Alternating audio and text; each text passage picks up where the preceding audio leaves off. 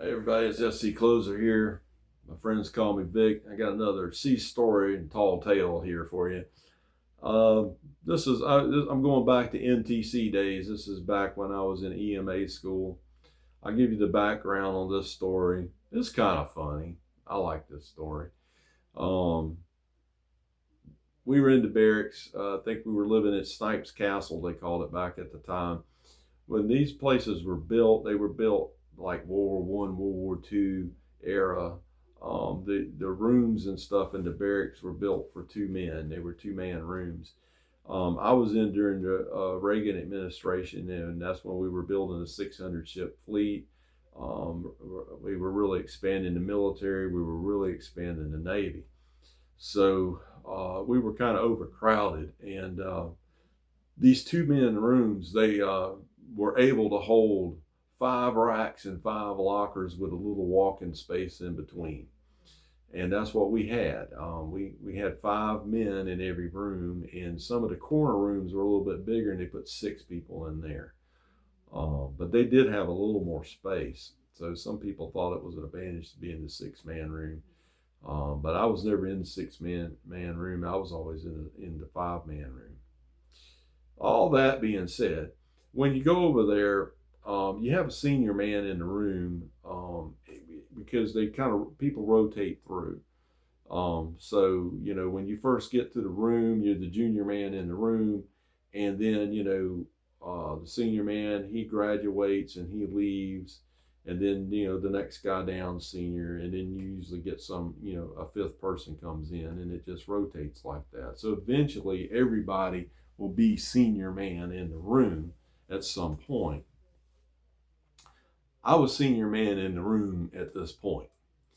And we had a new guy that came in, and his name was Graham. I won't say his first name or anything or where he was from. And he was a nice guy. He was okay. He acted a bit peculiar to me, but he was fine. But he didn't hang out with us much. And Picarelli was in the room with me. We called him Pick. I'll have stories about Pick. Pick was a blast. He was a lot of fun. Had another guy in there. I won't say his name. He was from Nebraska. He was like a high school wrestler. We had another guy in there. Trying to think of his name, but it doesn't really matter. And then we had Graham. So we had 2 racks that were like bunk beds, double stacked, and I was on the bottom on one side, and I think Pick was on the bottom on the other side, and then Arthur was up there, and then the other guy, I can't think of it. I think his name might have been Tobias. I don't recall. He was up in the other rack. And then there was one bed that was kind of by itself over near the door, and that's where Graham was at. And, we all went out and hung out together and everything. Graham didn't really do much with us. He stayed in, and he listened to his music. I think he listened to, I don't know, he was listening to something, and he was reading or something. And he was married, and I could tell he really was homesick and missed his wife really bad. But he was a pretty young guy. I mean, he was just 18, and everything. But anyhow, we would go out on Saturday nights, and we'd stay out late. We wouldn't come back. I mean, sometimes we didn't get back but to the barracks 3, 4 o'clock in the morning, and we were out. Me and Pick liked to go to the midnight movies and stuff, and then we would go midnight bowling. The bowling alley would stay open at 2 in the morning, stuff like that. And then we got done. They had a Denny's out there that stayed open all night. We could grab something to eat, and then we were in Waukegan, which is out a little ways from the base, and we had to catch cabs back. So at 3, 4 o'clock in the morning when we were getting back.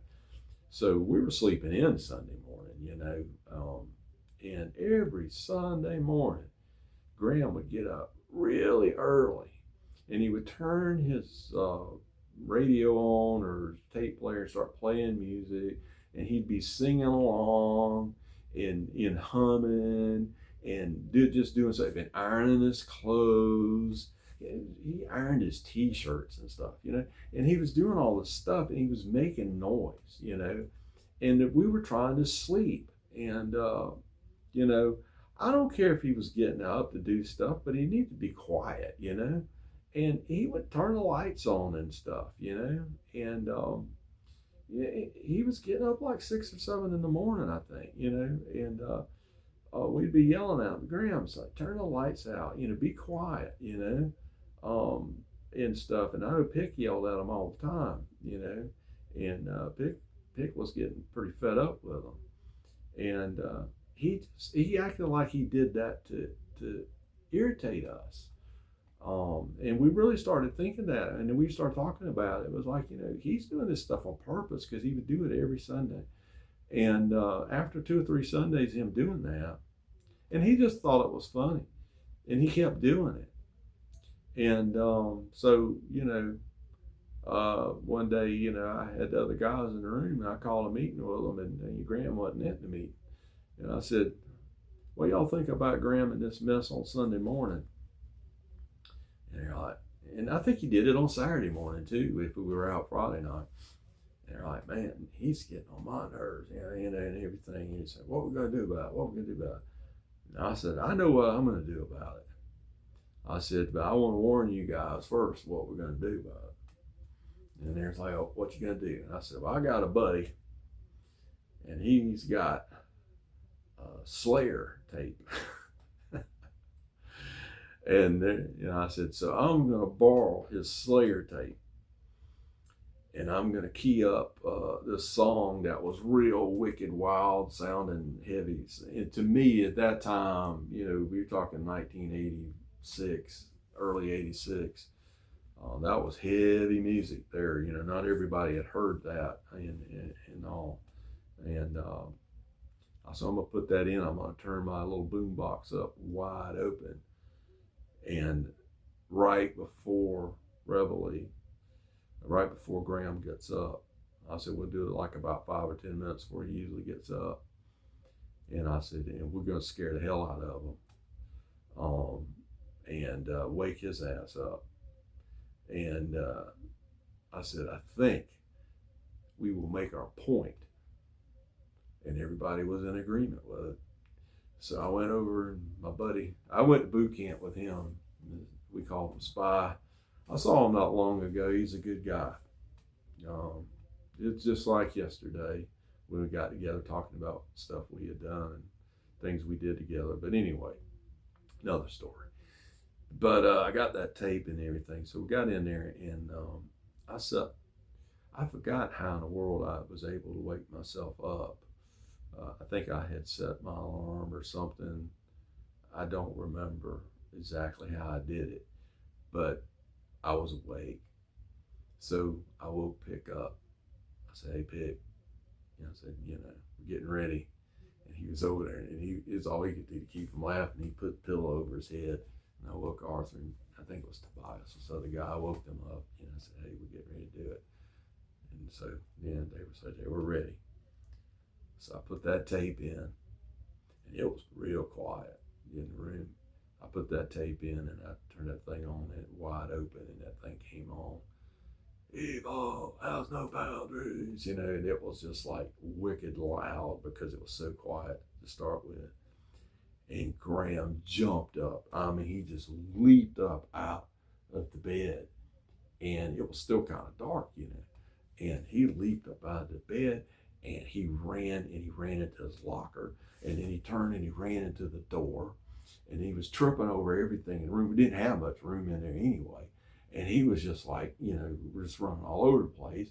And he opens the door and runs out in the hallway, and then he's looking around, and and the lights were on out there, I think, or there was some lights on, they didn't turn everything off at night.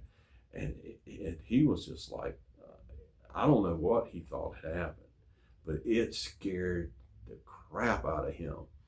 And we were in there just laughing and laughing and laughing. And he came in there and he turned the light on. He came in there and he goes, what do y'all do that for? What do y'all do that for?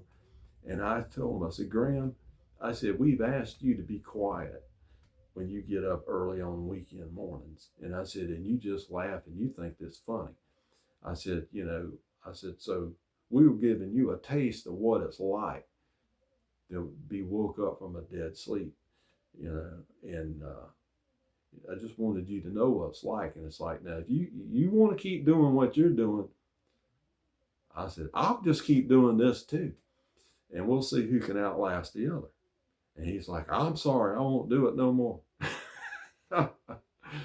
And that was the last that we had of that. And that kind of solved that issue. But I'll tell you what, man, he was running around that room like a chicken with his head cut off. That was so funny. That was so funny. I kind of hated to do that to him, but he had it coming to him. He had it coming. You couldn't reason with him. You asked him. I asked him nicely. He just didn't want to listen. But then when I did that to him, and he kind of realized, okay, I better get along with the other guys in the room.